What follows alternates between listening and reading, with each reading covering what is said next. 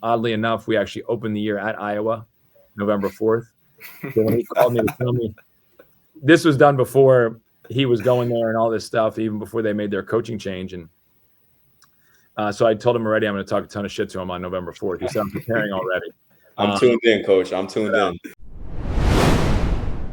Welcome back to another episode of Not Even D2. I'm your host, KJ Allison, here with my guy, Naruto Perdomo. Really good episode where we talk with Robert Morris, head coach, Coach Andy Toole, coming off of a great season where he was Horizon League Coach of the Year, made it to NCAA tournament. Just a really good episode, talk about a lot. But last episode, before we get into this one, we talked about the winner of the NBA offseason. So today I kind of want to go on the flip side and do like the loser of the offseason. No shade toward any of these teams, but just like maybe one of the teams that you're not really sure what their moves are. Talk to me. Honestly, bro, I thought the Warriors, I didn't see any like transactions from them yet. Maybe they're waiting on a Kuminga deal, but you know, you have Steph right now, who's probably he's still playing at an all-star level, but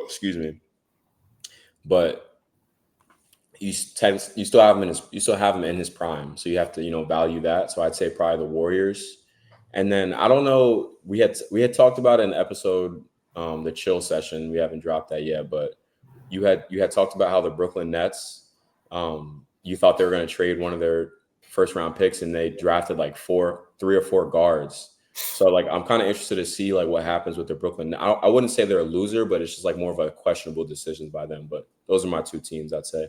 Yeah, with the Nets, bro, they're just constantly going to be beefing on who's getting more shots, MPJ or Cam Thomas. So that's definitely a dumpster fire. I'm not sure where they're going, like you said. With the Warriors, I don't know how you feel about Kuminga, but I'm big on him. So I don't know why they haven't either locked him in or try to get, because I think the market out there, a bad team will definitely try to get Kuminga. So I'm definitely on the same side with both of those teams as you are. But my team, I'm going to say the Bucks, bro, because the main thing going into this offseason is you have to make sure that Giannis is happy and wants to stay in Milwaukee for the rest of his career. So the first thing you did was you waived Damian Lillard, Hall of Fame guard, which is like, okay, he was hurt next year. His contract's pretty big. But then you did that to get Miles Turner, as if Miles Turner is like, he moves the needle so far to a championship roster. So now you waive Damian Lillard, and there's reports that Giannis wasn't happy. You waive him, and then you're not really like a championship contender at this point. So now the question is still, do you trade Giannis, or does Giannis stay in Milwaukee? So that's definitely my team. They re-signed like some of their pieces that, Bobby Portis, Taurean Prince, guys that, had pretty solid years for them last year, but I'm not really sure. Did they think that I'm not sure if they watched the playoffs. Miles Turner really wasn't, he wasn't a factor. He was kind of shooting really bad in the finals. So it's an upgrade from Brook Lopez, but to get rid of Dame for Miles Turner, I'm not really sure what they're doing with that. Did you have a runner-up or no? A runner-up? I think the safe bet is everybody's been clowning the Pelicans. I didn't want to say them, but just because they traded, arguably a top 5 pick next year to move up 10 spots for Derek McQueen, but you also have Zion, and then they also signed Looney, so they have bigs in the room. It's kind of confusing why you have 4 centers on your team moving up spots and getting rid of a top 5 pick, arguably. So those are my 2 teams for sure. No, that's fair. I think with the Pelicans, it's kind of an interesting situation because it's like, I think Joe Dumars thinks that team is going to be really good next year, and that pick won't be, because it's the Pelicans pick that they traded away, right? It's their first round pick. It's whatever finishes worse. It's either the Pelicans or the Bucks. So the Bucks could finish last in the East, and then that pick is right back in the lottery top 5, arguably. Yeah, I mean, I think that, quick point. Yeah, Jeremiah Fears, I really like his game. They added Jordan Poole, who's, solid. I'm pretty sure they still have DeJounte Murray, right? Facts, but he's coming off Achilles too. Yeah, he's recovering, but Zion coming back. I like, I was saying I like Derek Queen's game in that show session. I said that. So I think they could be solid, probably like a play-in type of team. I don't see them being horrible though, honestly. Yeah. No, I was saying I like that roster. Like their starting five can be really good, but it's just like the one, you're not competing for a title in the West, and then two, you're also not really building for the future at this point. So I don't know, but like I said, no shade against those teams. We're just not really high on their all-season grades. Let's talk about this episode. Coach Toole, though, really good episode. And the first point that I wanted, like, re-listening to some of the stuff he was saying, right now with the portal, a lot of coaches, it can get hard. What players should I get? How do I, if we're going in the wrong direction, how do I change everything up to, get back to the top? And Coach Toole kind of showed that it's fairly simple and just get back to the basics of basketball. What defenders are going to guard the basketball? What defenders are going to work hard? What people are going to come in and make this a competitive room? So I like that he kind of just boiled it down to the basics of basketball. Let's get back to, the tradition of what made our program so good. And it showed to work. They made it to the NCAA tournament, won the Horizon League their first time. So shout out to Coach Toole for making that, kind of clear in basketball where stuff is so hectic right now. That's a great point. I think, it was a great episode with Coach Toole. He gave us a lot of good gems. And, to your point, you're right. He kind of brought it down to the basics, right? Like you said, finding guys who guard, finding guys who can work hard, and finding guys who can shoot the ball too. And, they had an amazing season this year in the Horizon League. I think we had mentioned in the episode they switched over to the Horizon League 2 to 3 years ago, and now they're winning the conference. Like, that's a crazy accomplishment for Coach Toole, and he should be very proud of that. And, watching them play in the tournament, I mean, that Alabama RMU game, it was a nail biter. I remember turning that on, and it was upset alert. Obviously they couldn't pull it out, but still you could tell like they were a well-coached team and they played super hard. And, his career is stamped. He's been around for since he was a young coach. I think he got hired when he was 29 or 30 years old. So now I don't want to age him. I'm not sure exactly how old he is today, but he's been at RMU for like 15, 16 years now. But he got a great career though, bro. I'm really, really happy that we got him on the pod. It was a great episode, and I'm excited, for the viewers to get to know him.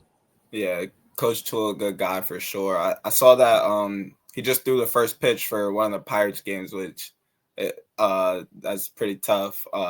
And he said this at the end, but just keeping that like humbleness or humility, regardless of what type of season they have. So now, like, he's getting all this credit or fame because Horizon League Coach of the Year, won the Horizon League, pushed Bama to, last 5 minutes of the game, but he's still keeping like this level head and trying to build upon that. So I definitely respect that. I also seen on his gram, he was hooping in practice. Coach Toole still got it though. So we talked about him playing with his kids. He's still tough with it.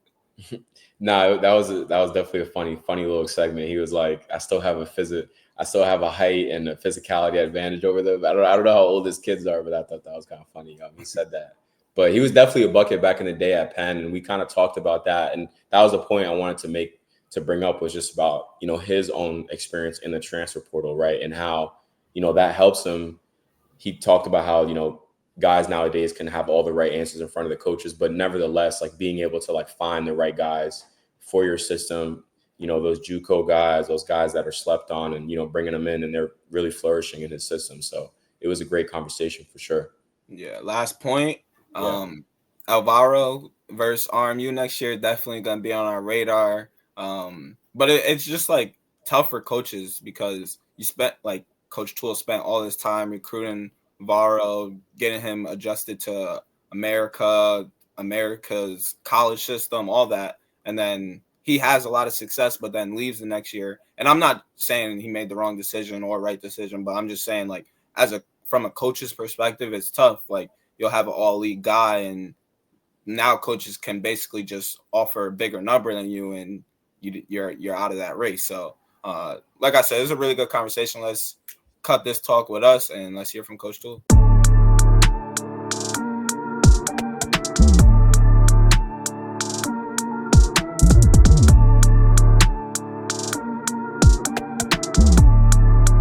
We are here with our guy, Coach Andy Toole. How you doing today, Coach? I'm doing great. How are you guys?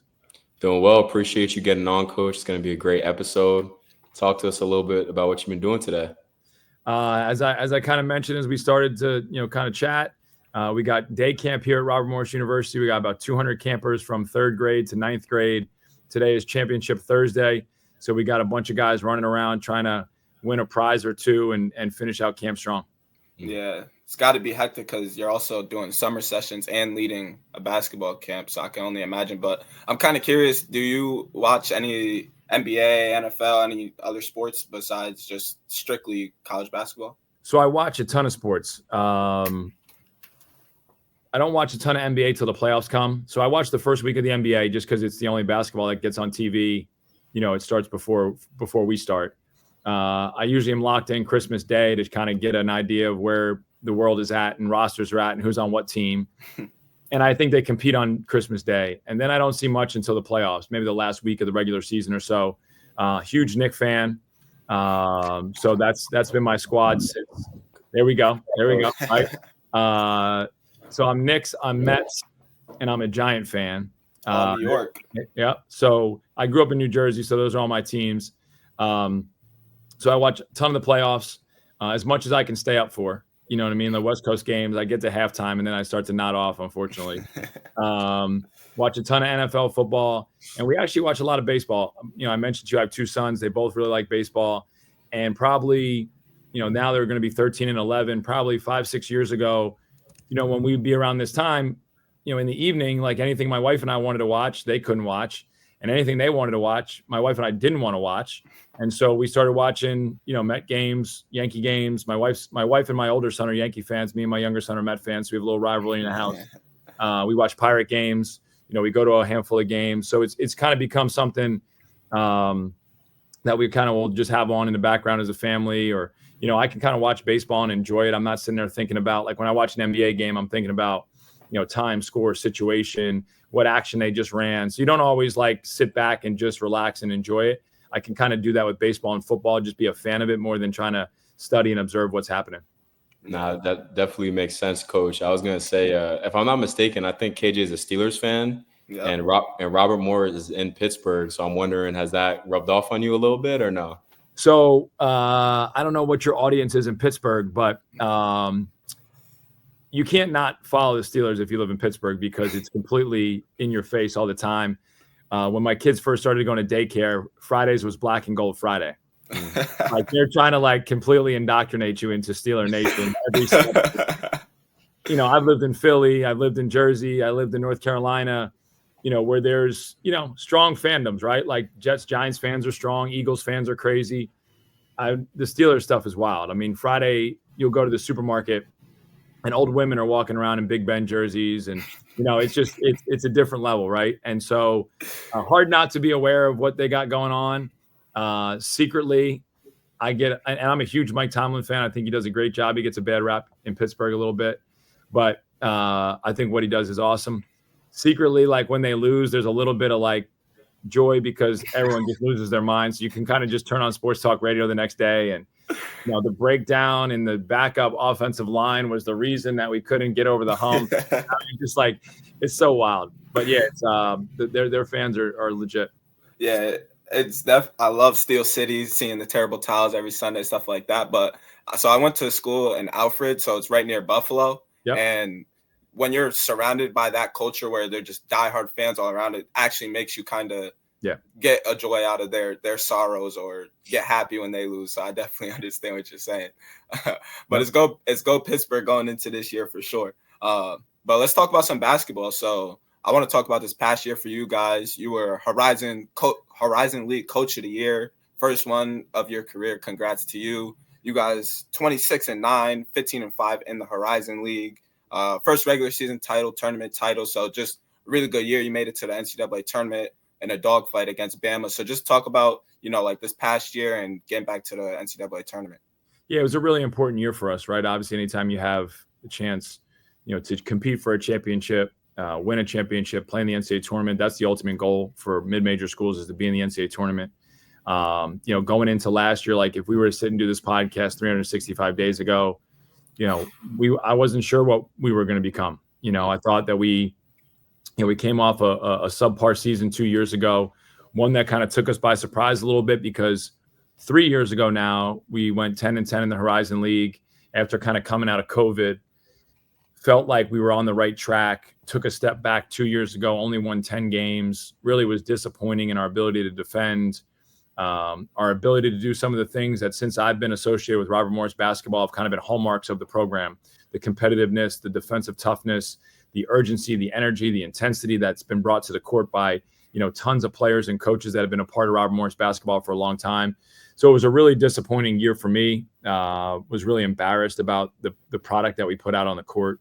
And so, we kind of doubled down on guys that we felt played with the right edge, played with the right competitiveness, had the ability to defend. And we put a roster together of some guys that, maybe people overlooked, maybe people undervalued.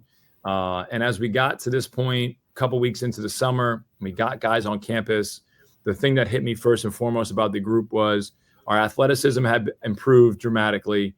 And we had some guys that really cared about winning or losing. There was a sense of pride when guys came into our workouts.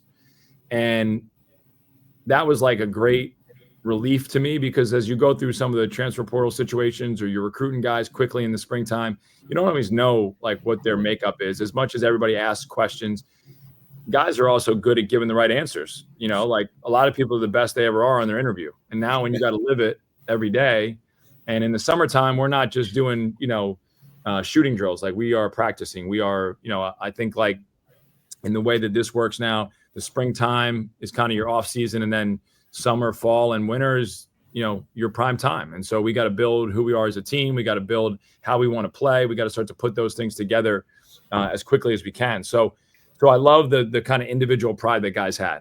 And there were some moments in the summer last year where there was some tension and some guys competing. And that was fantastic. And I was just hoping that at some point that individual pride would become a collective pride. And as the year started, you could kind of see us slowly getting better. Those intangible things we talked about were starting to show up more and more. Guys making big plays late in games, guys having poor performances and responding the right way by coming back and watching film, coming back and trying to improve. And that just grew as the year went on. And when we got to about Christmas, you could kind of sense guys were like, yo, we can be a team. Like we can become a good team. And the month of January, we kind of got on a little bit of a roll. And I still wasn't sure like what would shape up or how we would finish out. And then we won a game at Cleveland State. I think it was early February. And I kind of thought to myself, like, someone's going to have to beat us. Like it's not like we're just going to check out in the tournament. Someone's going to have to beat us if we're they're going to have to knock us down. They're going to have to kill us in order to end up. We got some guys that fight, and our guys just continue to improve and get better and compete. And they were a great group to coach, a super fun group to be around, a lot of personality, a lot of energy, and I think they really became a team as the year went on, and that was really fun to be a part of. Yeah, I mean, ultimately, you need that type of energy in the gym, especially when you're bringing in a whole new group with the transfer portal and stuff like that. All those guys have something to prove, and it'd be easy for you to just be like, all right, guys, chill. We're all a team, but you need that drive in the locker room. Like the person in front of me, I don't care if he's my teammate. I'm trying to outwork him today. And that's ultimately going to make you guys like, so when you're seeing another opponent, it's still up for them, but now you got that collective energy. So I like what you said there, but you mentioned how, 2 years ago, you guys won 10 games. And I know how that must have felt as a coach. You're trying to, rework everything. Like what we're doing isn't working. So outside of just like the roster being different, turning over, what changed in your program, or what were some of the specific things you were changing, whether that's philosophy or, offense, defense concepts, anything like that allowed you guys to, be right back up on top of the Horizon League? I mean, the biggest improvement we made from one year to the next was our defense. And like I mentioned, we just could not defend properly. We couldn't get stops or rebounds when we needed to. And I didn't think that our personnel really just couldn't do it. Like not that they were just like incapable. I just don't know how willing guys were. You know what I mean? And so, I think as you kind of do that, autopsy on your season and you sit there and you look, we had a couple staff changes that occurred. So we had some new energy, some new eyes that looked at our program as new staff members came in. I think that certainly is always good. I've been here 18 years, so having guys that look at things kind of through a new lens is always helpful. But I think we doubled down on what we knew, and that was defending and rebounding. And then our offense kind of came along as the year went on, which on our best teams, that's how it's happened. The defense has won us games maybe early in the year or allowed us to compete early in the year. And then as guys continue to grow and get that connectivity offensively, then all of a sudden you had a team that was capable on both sides of the ball. And I think that's kind of how the year went. And I think sometimes when your back's against the wall, you go into fight or flight, right? And the way I know how to fight is, to get guys that want to go compete, that want to go defend, that want to go, do all the little dirty things that help you win games. Hit the floor first, get a deflection, get an offensive rebound, second, third, fourth efforts. And, whether it was Marion Dickerson or Josh Omajafo or, Cam Woods, DJ Smith, Ryan Prather, like all these guys that, Alvaro Folgueiras, like these guys were competitors. Watching Marion play in junior college, like charge takes, deflections, block shots, flying around, contesting shot. Like I was like, that's one of the guys we need. Like that's the kind of guy that we need. And so, everybody kind of assumed that identity and played with that edge and that competitiveness. And that was really what it was. It was like, let's go back to what we know works. Let's go back to the basics. Let's sit down in stances and guard, and let's do it every single possession or as close to every single possession as we can and see where we fall from there. Yeah. It's funny. A lot of coaches will say that like a big part of defense is like the want to play defense, right? Like you have to want to get a stop, obviously outside of like physical ability, but even if you don't have the physical ability, like having the mindset, like I said, to really sit down and get a stop. Yeah. I talked to our team about that yesterday. It's like your talent kind of gets you the opportunity to be here. And obviously there's technique that's associated with defense and there's recognition and anticipation, but there's also a desire. Like I played for a guy named Fran Dunphy at Penn, and like we would say to Dunphy, like, how do you want us to guard that? He said, I don't care, just get there, right? Like just get there. I don't care if you go over the screen, if you go under the screen, you go through the screen, you crawl, like you have to get there, right? And so like that was kind of, now like we talk about some different strategies and ways that we want guys guarding things. But at the same time, some of those guys that maybe don't always do it perfectly, but do it with great desire and willingness and want to figure out a way to get that contest or kind of make that play. And so, those are some of the guys that I think you can win with because they're just going to go and try to figure it out as best they can, as often as they can. And that's going to give you a chance. Yeah. I mean, like as a coach, if there's no way you're going to get mad at your team for getting stops. So right. It doesn't matter if you go into the game saying, all right, we don't want to be a switch team, but if your team just naturally is switching throughout that game, but they're getting stops, you're not going to call timeout like, I didn't want you guys to switch. Right. So exactly what you're saying. But I want to talk about Alvaro.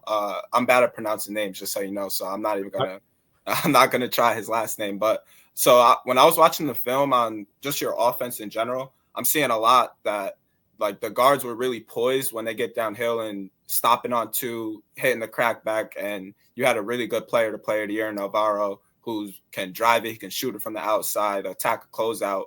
But I'm kind of curious, was this an offense implemented just for Alvaro? Because, not many fives in the Horizon League are going to be able to, stay with him from the 3-point line all the way to the basket. Or do you constantly teach guys about playing off to being sound when you get into the paint?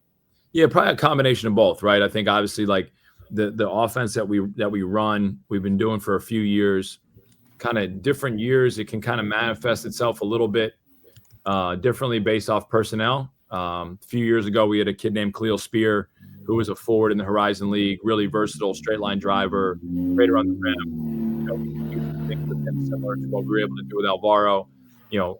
We need guys that are mobile. We need guys that can play in and around the basket as well as on the perimeter. Marion obviously fit that bill with his ability, to straight line drive you, to catch and shoot, to cut. There's a lot of movement, body and ball movement. Those guys need to be comfortable in 2-man games and dribble handoffs, in a lot of different scenarios, right? And then we're kind of reading and reacting from there. I think like when you have guys like Varo and Mar, it's almost like having a great tight end in football. you put a small guy on a great tight end, Rob Gronkowski, or, he's just going to bully him to death. And then all of a sudden, if you put that big linebacker on him, he's going to outrun him. And so they're constantly guys that you can utilize to create advantage, to put the defense in rotation. Alvaro, I think, was our second or third leader in assists, right? Like we could play through him. He could pass. He could see the game. So those are some of the things that I think make guys like that unique. And it's like, what are the weaknesses of most defenses? Well, if we can get 2 on the ball and then we can figure out a way to continue to keep that advantage, which is what, basketball is right now. It used to be constant ball reversal, which we still have a lot of ball reversal in our offense because I think there's power in that. But, trying to get those 2 on the ball, trying to have that advantage created, whether it's by a guard, like Cam was great at creating advantage. He would get the dominoes starting to fall in the right direction for us. We could do that with Varro. We could do that with Mar. And I think that led us to have great balance across the board, right? And then we had guys like Josh, DJ, Ryan Prather, Mar, who could finish all those plays, right? Whether it was a catch and shoot 3, whether it was something at the rim. So now you got guys that are able to kind of get the advantage started, and then you have guys that can take advantage of the advantage when it occurs. And so that's where I think we became really good on the offensive side. You're definitely right, Coach. A lot of basketball today, like you said, is about, keeping advantages, finding the mismatches, And, with your player Navarro, I mean, he can create those advantages and really play make. Yeah. And, one thing I was wondering, I wanted to ask you about was this matchup against Alabama in the first round of the NCAA tournament. It was a great game. I remember when you guys came back, I think it was around the 7 or 6 minute mark. You guys had tied the game or maybe gone up 2. But I just want you to talk through like the scouting process when you were playing Alabama, because they have some dudes on that team, and just your mindset when you guys were coming back in that game. Well, again, it's hard because, those guys, obviously one of the best offensive teams in the country, right? Like if you look at all their offensive analytics, they're through the roof. The pace they play at, through the roof. The physical ability of some of those guys, Big Cliff and, Grant Nelson came in at the end of that game. I mean, the sheer size of some of those guys, is something that it's hard to replicate, So there's decisions you got to make, right? And, if you study Alabama and you study Nate Oates and what he's done offensively, obviously he's huge from an analytics perspective of layups, free throws, and threes, right? And they don't take mid-range jumpers very often. And almost like the NBA, right? Everything in the NBA now is layups, free throws, and threes. But when you watch the playoffs, there's a lot of middies because every defense is geared for no layups, no fouls, and no threes. Facts. So we kind of went into it with the approach of like trying to utilize that to understand how we could try to force them into some of those areas of the floor to shoot those shots. The first half, our ball screen defense was a little bit poor. Cliff was able to get behind Alvaro's head for a handful of lob dunks. Thank God for technology, and we were able to show some film at halftime to kind of clean and tighten that up a little bit, which we didn't allow as many of those opportunities in the second half. We kind of forced them into some tougher 2s or some contested 3s. We did a good job of guarding the 3-point line. And then I think we started to kind of get comfortable and attack offensively on our end, right? And it's like, okay, what do you got to lose? Let's attack. Let's try to get out, see if we can get a couple easy ones, see if we can get them moving around. I think in my experience against some high majors at times, those guys are so good at that initial help. They're not always great at the recovery. And so when you get that initial help, if you can then move it and move it again, you're usually going to have a good opportunity for a shot or a drive again. And I think we were able to start to do that. And so we did. We took the lead about 7 minutes.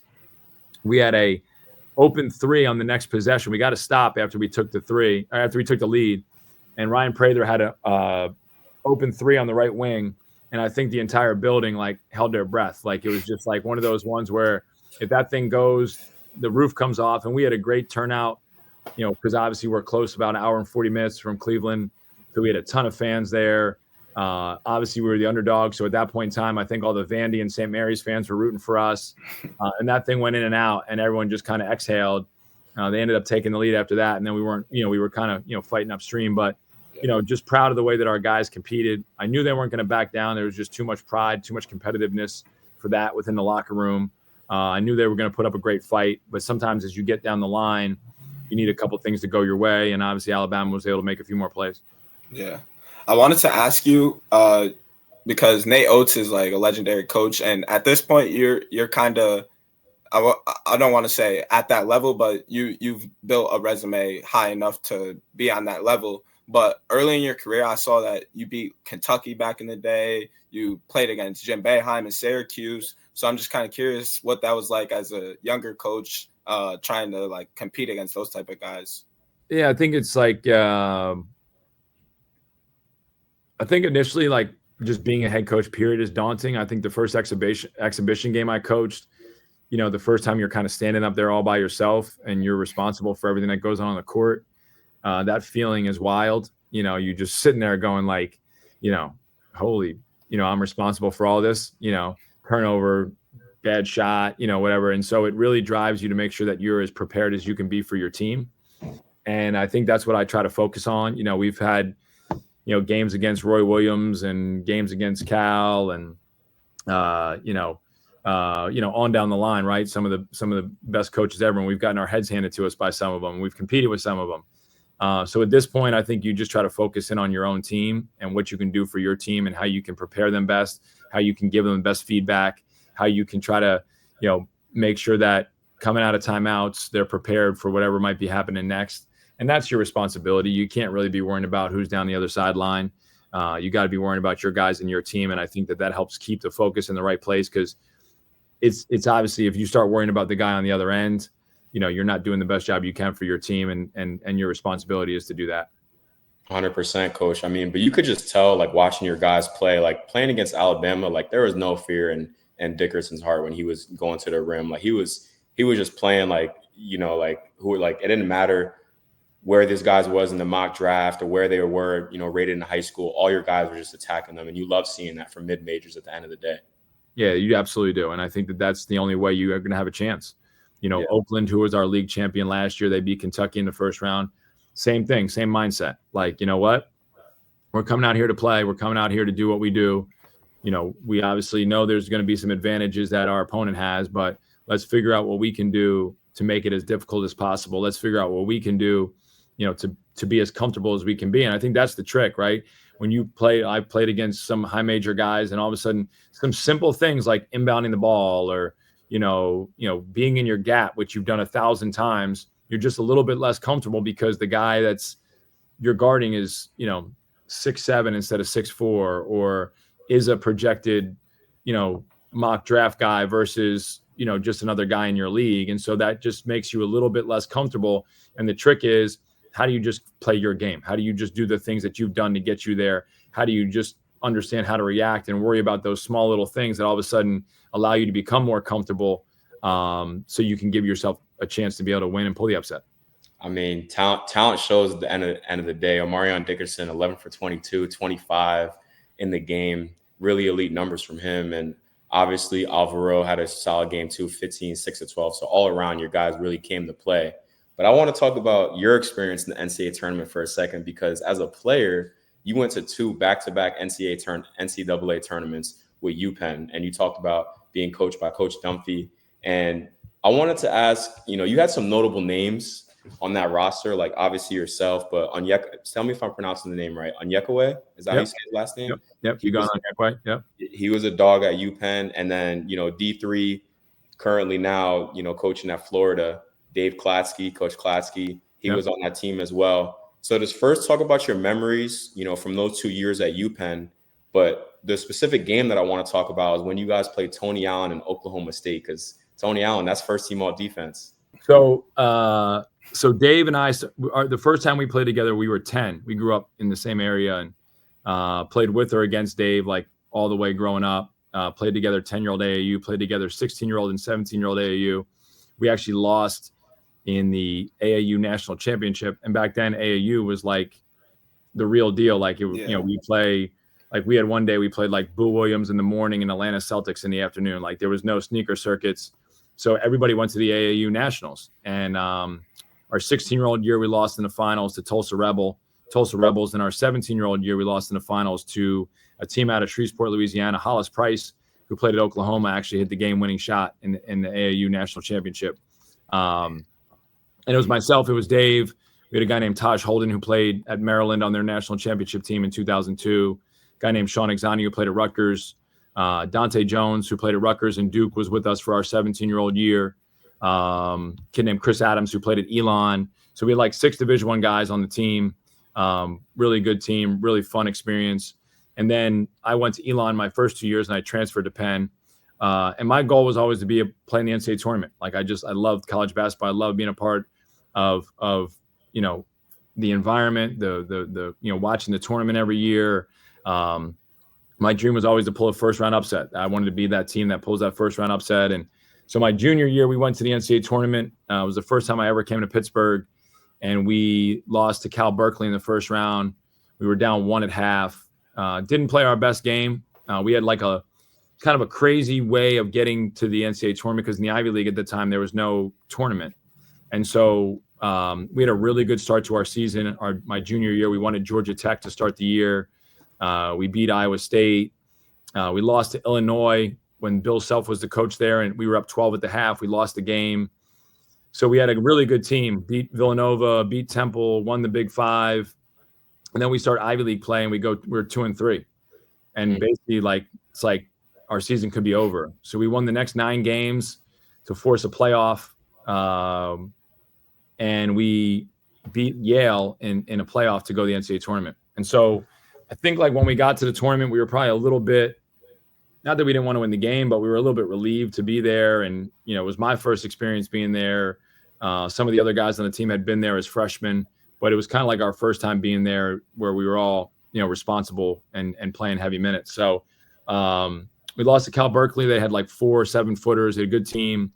Shante Leggins, who's at Portland now, was on that team. Dennis Gates, who's the coach of Missouri, was on that Cal team. You know, so it was just, again, basketball world is all incestuous, right? Yeah. So then my senior year, we went undefeated in the Ivy League. We went 14-0. Uganda was back-to-back player of the year. Coco Archibong was on our team. It was another really good player. So we went 14-0. We went to the NCAA tournament, played Oklahoma State. It was a 6-11 game. We were an 11 seed. The first year we were a 10 seed. It was a 7-10 game. And I think one of the things that hurt us was that everyone was picking us to win. And everybody was kind of looking at us as like, hey, maybe this is a team that could win a game. We had basically our whole starting 5 back. Our first couple of guys off the bench were back. And Tony Allen was a sophomore. And he was like their 4th option. So they had a dude named Victor Williams who had like 27 on us. He was fantastic. Andre McFarland was a dude on the inside who was a killer. But Tony Allen was like, he literally was like, we always laugh. We had a freshman that started for us, this guy named Tim Begley, and he was matched up with Tony Allen. He's like, dude, I was guarding Tony Allen. We're like, yeah, and you were our worst defender. Like, you were the guy that was production right now. Then all of a sudden he becomes like a 15-year NBA vet, all defensive team player. And obviously you could tell like his athleticism and his competitiveness and his intensity. And same deal. We actually had the ball with like 3 seconds left in the half. We ended up getting, oddly enough, a 6-man on the court technical. Damn. So we had gotten a stop. There was like 3 seconds left. Coach Dumpf like runs like 3 starters back into the game, and only 2 guys go off the court. And so the ref hands the ball, and the guy inbounding is like, no one's open. And then somebody was open because they were unguarded. It was Dave Klotsky. And they go to throw the ball to him, and he steps off the court because he realizes there's 6 of us out here. And the refs then figure it out, and they got 2 free throws to be up 1 going into the half. And then we battled in the second half. We were down 4 with like 2 minutes to go, and then kind of didn't make a couple plays, had to foul, and the game kind of got stretched a little bit. But yeah, it was disappointing because I think that was, the hope was that, you'd be able to kind of have that upset. We actually, if we had won that game, we would have played Syracuse in the next round, and that was Carmelo Anthony's freshman year. They ended up wow. We had 5 guys, so we got there early because Syracuse played, I think, Manhattan before us. Bobby Gonzalez was the coach of Manhattan, and we were sitting there watching, and it was like Melo, Hakeem Warwick. They had a guy named Jerry McNeil. That was like their back line, and it looked like there was like one hand on the sideline over here, and another, and everybody's hands were touching as they like covered the entire like sideline to sideline. That zone let them long guys just be a But we had 5 guys that shot 40% from 3. So in our mind, we were like, yo, we're just going to let these things rip. Like, this is going to be, no one's going to be able to, we're not driving to the rim. We're just jacking threes all day. So we kind of were hoping to maybe get that matchup, but unfortunately, Oklahoma State was too good. And like I said, in the post-game press conference, those guys, because you're standing out there as they're finishing up, and they were all talking about how everybody picked us to win, and that gave us extra motivation, and, all those kind of things where sometimes you hope you can sneak up on somebody that doesn't really realize you guys have a team. But Eddie Sutton was their coach, and obviously a legendary Hall of Fame coach. So I don't think he was going to allow that to happen. And we came up a little short. That's definitely a cool story, Coach. And it's just, for you as a coach, I'm sure, you've been to 2 NCAA tournaments. So now, that may I don't really know the answer to this, but that may influence you to work that much harder to get your team to an NCAA tournament. Yeah, 100%. I mean, I think like the experience you have at the NCAA tournament, and it's dumb stuff. It's like getting a police escort. At that time in the early 2000s, like every team in the country now, if you go in their locker room before a game or at halftime, there's snack table and all this kind of stuff. Like, we walked in the tournament for our practice, and there was like a cooler of drinks. We thought it was like the craziest thing we've ever seen in our life. Like, cold, Powerades or Gatorades or waters or whatever. We were like, man, we're living, like, this is crazy, because that wasn't the deal. Like, no, you had like a cooler of water in your locker room that was what you were utilizing, to be able to hydrate. Now these guys have got, every, they're pouring, different flavor stuff in their water, and, noon tablets and LMNTs and, like all this hydration stuff. I mean, it's just, so it's way different, but those kind of things are so special and so unique that it makes you want to be a part of it. Like when you hear your name called on Selection Sunday, there's nothing better. Like all the work you've done just feels like it was like the easiest thing ever, because the gratification that you get from hearing that. And so, having been twice as a player, I was there twice as an assistant, 3 times as a head coach. Like, you want that feeling. You want your guys to experience that feeling, and you're begging and pleading and fighting with them every day to try to get them to control all the things that they can, so you can give yourself a chance. Because even if you do that, it's not guaranteed. You're just giving yourself a chance, and you want to give yourself the best chance, and you want to hope that things kind of fall in your favor, and you get a chance to experience it, because there's nothing else like it. 100%, Coach. I mean, like you said, you got to give yourself the best chance, and you guys definitely did that this year. And one thing that you mentioned, obviously, you went to Elon for your first year, and then you transferred to UPenn. So I'm wondering, now you talked about how it's tough to really determine what transfers look like coming into college now, but I'm wondering if your own transfer experience kind of helps you understand where these players are coming from, and another note too, be able to evaluate talent as well. It definitely helps, because I played my first 2 years at Elon, and in my second year, and this is going to be a humble brag, I guess, I think I led us in like points, minutes, assists, 3-point percentage, steal. I mean, like a lot of categories, and we were like around 500, and I didn't really know, like, this is like 2000, right? So like, I didn't really know, like, I didn't know anything about transferring, and you had to get a release to transfer. So you had to go in and talk to your coach, and that was like an intimidating thing. But I had kind of done all this, and I wasn't sure that I wanted to transfer. I didn't really know like what I wanted to do. So I went in to go talk to my coach, because I was frustrated. Like, I'd been a part of a good high school program, and there was like a standard of how everything was supposed to be done, and not that there's not different ways to be successful. I just didn't fully understand, kind of some of the mindset and mentality at times. And, I wanted to go to the NCAA tournament. I wanted to win. I want to be better. I want to work harder. We want to do all these different things. And so I was frustrated. So I went in to talk to my coach, and he basically said, if that's the way you feel, you should leave. Right. Because then back then, like, if you wanted to transfer, like, there was something wrong with you. It wasn't there's something wrong with the program or, whatever. And so I was kind of like on my heels at that point. He's like, I'm real big on trust, and if that's the way you feel, I think you should go. And I didn't really know like how to completely process that. So I kind of left, and I called my parents and was like, yo, this is how the meeting went. Didn't go well. Right. And then the next day, like, some of the assistants called me, and they were saying like, hey, you should stay and blah, blah, blah. And well, the meeting didn't go real well. And so then the following Monday, I sat down with my head coach and the associate AD at the time. My dad drove down and they basically said, like, if you ask for your release, we're not going to renew your scholarship for next year. And never like, hey, like, what are your frustrations? Or, what do you think we can do to be better? Or is there something that, is going on that we don't know about, right? And so I think they kind of tried to, bully me into staying to some extent. And at that point in time, I knew I had to leave, right? And I loved school there. I had great friends there. I had great relationships there, great social life there. It was like beautiful campus, beautiful school, all this kind of stuff. So to your point, I think about that a lot when guys come in to talk to me, right? One, sometimes it is best if guys leave, and sometimes that is the conversation. Sometimes it is like, well, what don't you, what else are you looking for? What do you think is going to be out there?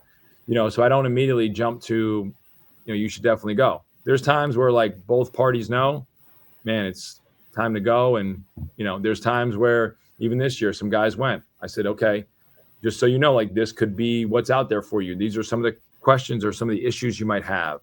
Because again, at the end of the day, you can't force someone to be here, and you want guys that want to be here, right? But you also want to try to give the right information to say, hey, this is the pros and cons of this decision, because every decision has consequences. Mine ended up working out well, but there's a lot of guys that don't necessarily have that same ability. There's some guys that have left here that have gone on to some great things and some great places, and we're happy for that. There's some guys that have gone on and haven't really found their way. And that's disappointing as well, because you feel like maybe you could have helped them, stay on the right track or reach their potential or do whatever. And so you definitely kind of take all those things into consideration when having those conversations with guys, because at the end of the day, it's supposed to be about what's best for them, and you can give your 2 cents, but you hope at least they understand you had an understanding and a conversation with them about, what it looks like out there. Yeah. I mean, this conversation kind of relates to something I wanted to talk about with Alvaro. First, I want to just hear a little about like recruiting him, because I know he's from Spain. He went to DME in high school, but I know he's from Spain, played for the national team. But I want to hear if you can talk about like those conversations, because he ended up transferring to Iowa this past year after winning Player of the Year in the Horizon League. So I'm just curious how you were trying to, navigate that conversation with him. Like, yeah, you could probably go make more money. Yeah, it's high major, but I assume that you wanted him to come back. So just talk about that situation. Yeah, I think it'd be crazy if I didn't want him to come back. I mean, I wanted to have everybody back. It would have been great, right? And obviously the landscape is different now than it was with the NIL and those opportunities, which even, make it, that much harder to stay somewhere, if you are successful. But, Varo was an interesting situation. He came here to visit. He didn't speak great English. His mom spoke no English. His brother, who plays in Ireland, speaks good English. His mom and his brother came on the visit. His brother almost has like an Irish accent, which is kind of funny. Like he pronounces some words, with an Irish accent, which is like mind blowing. So like we're having these dinners in this visit, and like I'm not sure what's like getting translated, and you're not really sure what everybody kind of grasping onto, and you get very few words out of Varo. I mean, he's got a huge personality, but we didn't know it at the time. And obviously, I think he was a little bit intimidated because he didn't really, speak the language as comfortably. He's gotten good at saying the F word, and he says that's what he's learned from me. So that's great. But, like over the 2 years that he was here, you saw the growth. I thought he would have a really good sophomore season. I didn't know he'd quite have as good a season as he had. And it's funny because after the season was over, his agent was here for the NCAA tournament. His brother was here for the NCAA tournament. And, we sat and talked, and we had already tried to like generate as much NIL as we could. And I think it wasn't even close to what he ended up getting, at Iowa, which I completely understand. I tried to make a very, average case, I guess, for him staying for one more year to kind of continue to improve strength, continue to improve in some areas that I thought would just help him adjust to that Power 5 level easier in a year. We tried to, we talked to some NBA people that, had discussed the idea of like mid-major guys that stay at the same place and continue to improve and grow, or guys that, have kind of found a home in the NBA. Sometimes the guys that transfer up, they get lost in the shuffle or maybe don't have the same production. And so they don't always get the same opportunity. So we try to talk about some of those things with him, but ultimately he felt like, he had done what he needed to do here and there was nothing more, that he could do.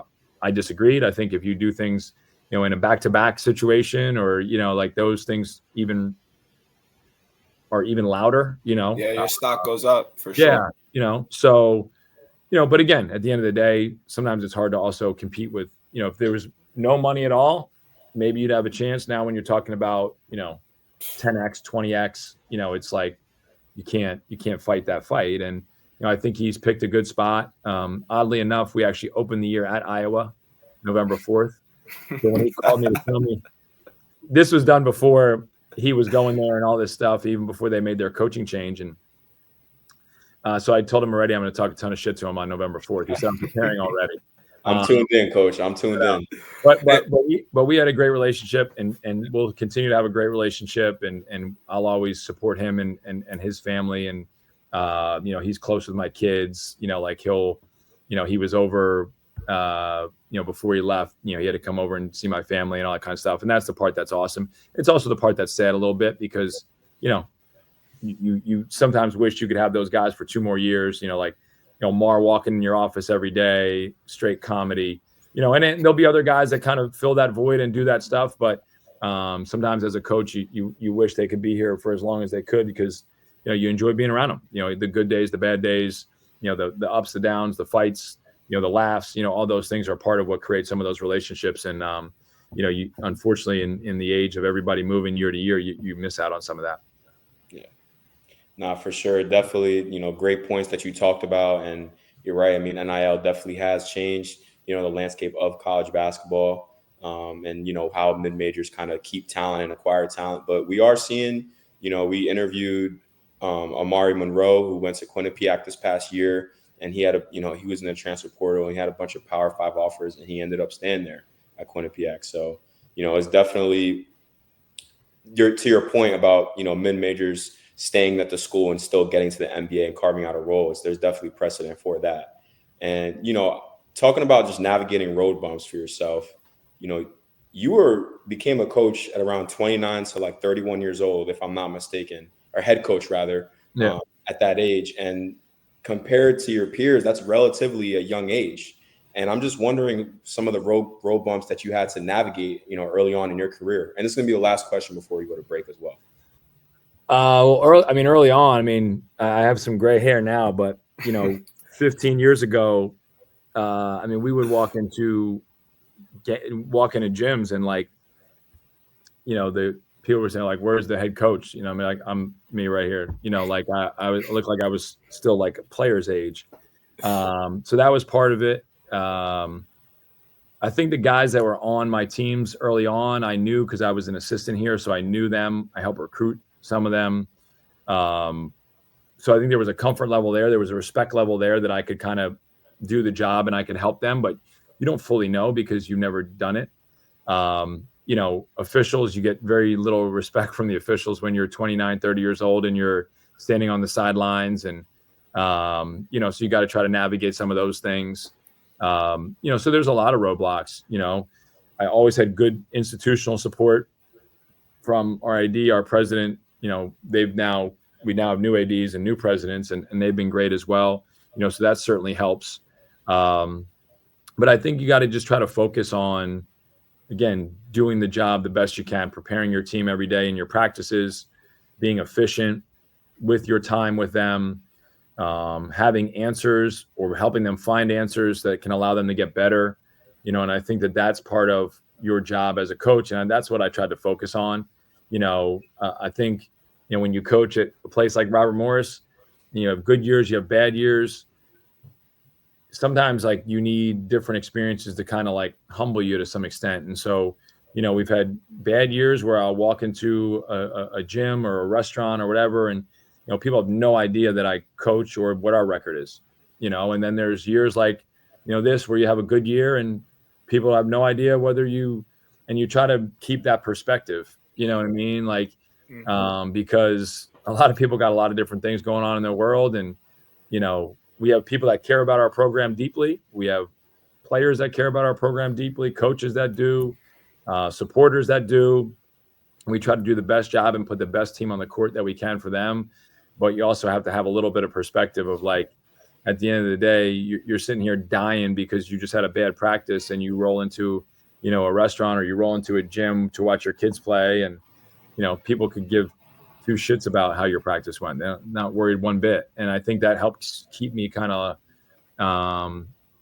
balanced and, making sure I'm doing the best job I can, but not thinking that you're something more than, I get to coach basketball. I'm a pretty fortunate guy.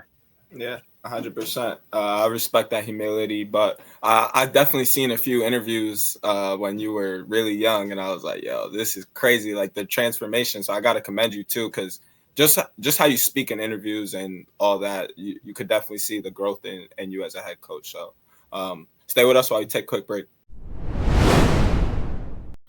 We are back with Coach Toole on the Not Even D2 pod. So you guys won the NEC in 2020, which ended up getting canceled. The NCAA tournament got canceled because of COVID. But soon after, I think it was in June, it was announced that you guys would be moving to the Horizon League. And obviously this changes a lot in your program, but I'm kind of interested if you could talk about your perspective, how the news of moving to Horizon League came about, but also some of the adjustments you instantly had to make, because no shade toward the NEC, but that's low major, and now you're moving to a mid-major program with, known programs like Wright State, Cleveland State, like high-esteemed programs. So just talk about, that move. Yeah, it was a little bit of an emotional roller coaster because you mentioned, we won the NEC tournament in 2020. We just opened a brand new arena. We hosted the championship. It was kind of the last event, March 10th, I think was the date. And it's like you're as high as you possibly can be as a program. And then, the tournament gets canceled and then everyone got sent home. That was the worst part. Like the tournament got canceled, everyone got sent home. So you didn't even get to we had one meeting after the tournament got canceled and everyone had to go home. So you didn't even get a chance to really grieve with the players on the team. And we had some great dudes on that team who had some awesome seasons. And, again, their goal was to be a part of that NCAA tournament, and they kind of got it robbed. And then, I wouldn't say out of the blue, I think there was some speculation that, there was opportunity for us to change leagues at some point in time.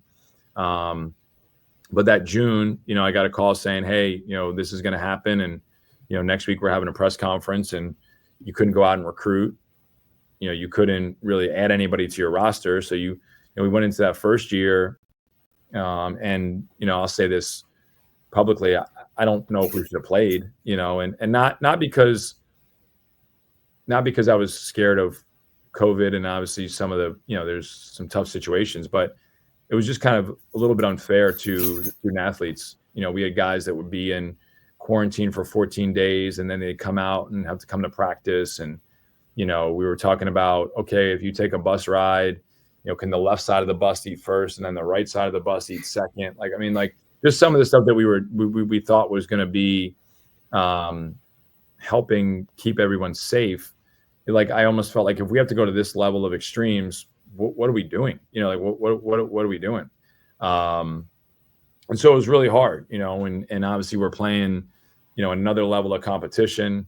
We're not having success. Our practices are, choppy. We got one group that kind of had COVID early, and then some other guys were in quarantine, and then some other guys got it. And, it just was not a year that, seemed fair to the student athletes. And I think obviously one of the reasons they gave them that extension of the clock, to be able to have that extra year, because it really, it wasn't like any other season that anyone had ever been a part of.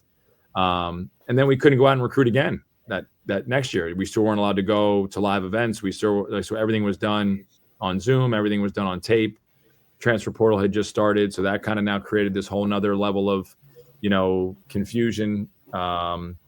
We went out and we added a bunch of transfers the second year, and the chemistry just didn't really work out great, but we were still trying to get more talent, but we were also trying to make sure that we could compete in the Horizon League. And our second year, a little bit better, but not much, because, we just didn't get some of the right people in the room. And so, those first couple of years were really frustrating. And it was almost like you had gone from, being a championship level program to being now at the bottom of a program and trying to figure out a way to fight your way back. And then that's with the transfer portal and NIL coming on the forefront to be able to try to overcome, some of those challenges and figure all that stuff out on the fly. And, so it's been hard, but obviously this year, we were able to kind of put things together and have some success. And now, the challenge is to keep that stuff moving in the right direction and continue to put a team out there that's going to be, championship caliber. 100%, Coach. I mean, we definitely be giving you a lot of respect and commending you for some things, but hearing that story about how you guys had to, battle through COVID, battle through NIL, move into a new conference, and now you guys are coming out on top 3 to 4 years later. That's a big accomplishment, Coach. And, I know you're probably not taking that lightly, but you definitely should be proud of yourself and the program for sure. Yeah, I think there was like a sense of, like when we won the championship this year, there was like a moment where there was a major sense of I don't want to say relief, but there was a major sense of I can't believe all this came together. You think back to some of those things that, some of those tough ride homes or those tough nights after losses in the last couple of years going how are we going to get this thing going in the right direction? I believe we have a good plan. I believe we know what we're doing. You know what I mean?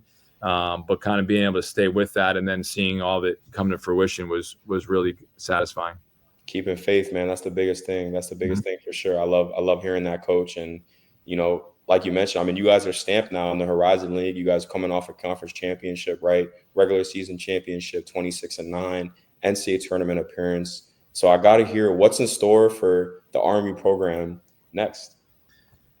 Well, I mean, hopefully we can have a chance to go back, to the NCAA tournament again. I think, every team as they get together in the summer, you ask your guys, what are the goals? And I think some of the guys were attracted to our program that we brought in because of our success last year and because of us going to the NCAA tournament. And, they don't always understand how hard it is to get there, and that's our job as coaches is to kind of guide them through that and to help set the system and set the steps that they got to hopefully follow, to give themselves the chance to be there. But we have one returning guy in Ryan Prather. We got 10 new guys that are on our roster. We'll have 3 true freshmen, a couple of JUCO guys, a handful of transfers. And I think we have the makings of becoming a good team. But, we'll wait and see until November when we actually get on the court and the lights come on. But right now we're just trying to get guys acclimated to how we work, what our terminology is, some of our base offense and defense. And as we go through the summer, you're also trying to get to know the new guys on your team, how they respond to different things. What are some of the instincts they have from a basketball perspective? And because you don't always have guys that are here for 2, 3, or 4 years, I think as you get guys on your campus and they start to play, you've got to have your antenna up as a coach, say, what are the things that we can identify early on that are going to help them adjust and be more successful to what we're doing, right? A couple of years ago, we kind of toyed with our offense a little bit, became a little more 5 out. Then last year, as we started in the summer, we had some guys that, just out of their habit were rim running, right? And so we said okay, why are we going to fight these guys every day to get them to be 5 out and stop at the 3-point line when their instinct is to run to the rim, and that can be effective for us. So why don't we kind of adjust and adapt and say, okay, how can we utilize this instead of just beating your head against the wall, try to figure out how to be able to use some of the things that guys already do instinctually and just add it and adapt it to what you are already doing. So I think that's, one of the challenges now that coaches kind of have to face is, kind of taking groups, identifying some of their strengths and weaknesses, and then figuring out how you can put those together in a short amount of time based off what you already do and know can be successful to best utilize their skill set. For sure. I mean, big part of coaching is being able to adapt on the fly, whether it's off season, whether it's in season. So, definitely excited for, RMU basketball this season. KJ and I got to get up to Pittsburgh at some point this upcoming year, catch some games for sure. That'd be great. Yeah, for sure. We'll definitely talk about it. But at the end of these episodes, we do rapid fire and top 5, Coach. So okay. Are you ready for rapid fire or no? Ready. All right, let's do it. So first rapid fire question. So let's start off with this. What was the toughest player you ever had to scout against? Jaleel Okafor. Tough. Yeah. Who's number 2? I got to hear a second one. Number 2, Carson Edwards at Purdue. That was my goal. I thought he was gonna be the truth. I mean, that dude could get a shot off in a second. He had legs like Saquon Barkley. That dude was so strong. Yeah, sure. His run with Purdue in the tournament was special for sure. Yep. Next rapid fire question? Do you have any superstitions? Because I know as players sometimes, we're playing in college, we'll have superstitions before the game. So as a coach, has that carried over for you or no? I used to have a very minimal superstition. Like when I was a player, I would have gummy bears and, like a Red Bull and, like I had all that kind of what my pregame routine was. I don't have as much as a coach because I think that your mind will explode if you get too down the road of superstitions. So I don't have any per se that I mean, usually I'm down on the court 2 hours beforehand. And, there's a couple of things that are, kind of keep me consistent, but nothing completely superstitious. Fair. That's fair. And then third rapid fire question. So you said you have 2 sons right now. I'm just wondering, are you still playing them one-on-one? And what is the cutoff age to when you're going to stop playing them one-on-one? The cutoff age will be if they can come close to beating me. That'll be when we stop. I still will mess around with them and play one-on-one, to some extent. I still have a pretty dominant size and strength advantage. But as that gap starts to shrink, the one-on-one games might become a little more infrequent. That's funny. I'm rooting for your kids to catch up pretty soon. But we're going to move to the starting 5 edition. So if you're a coach assembling a lineup, point guard through center, who's your lineup going to be? And this edition is going to be the best players that you played against throughout your college career. That I've played against? So just tell me where they played at and where they would play in your position. Your lineup. So my point guard is Jameer Nelson.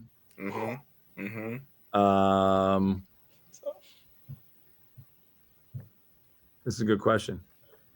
The center is Brian Cook, played at Illinois. Okay. The 2 guard is Lynn Greer, who played at Temple. It's a throwback.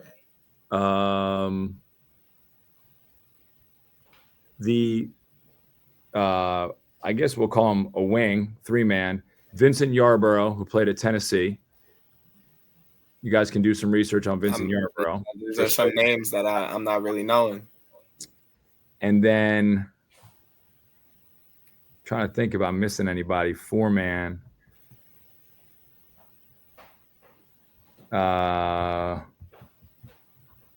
4-man is a guy. Actually, maybe I'll put Yarborough at the 4, and I'll put Rasul Butler at the 3. Okay. I think I heard that name before. Rasul Butler, yeah. He unfortunately passed away, but he played in the NBA played at LaSalle, played in the NBA for probably close to a decade. Wow. Yeah. Well, that's definitely some good competition you've seen throughout your career. But that's going to do it for another episode of Not Even D2. We definitely appreciate you getting on this show. It's been a good conversation. And I'm looking forward. You said it was November 4th of ours coming? No, we're going there. Tuesday, November 4th. I tried to get him to come here, but that wasn't happening. So we're at Iowa Tuesday, November 4th. So we'll be tuned in, and best of luck to you and the future endeavors. Appreciate it, guys. Enjoyed it a lot. Thanks for tuning in to another episode of Not Even D2. Make sure you subscribe. Make sure you follow us on Instagram, Twitter. That's the best way to support the channel. And all episodes released on iHeartRadio, Pandora, Apple Podcasts, Spotify, wherever you listen to your podcasts. That's going to do it. And we'll see you next week on Thursday. Yo, bro, that was a fire episode. OD.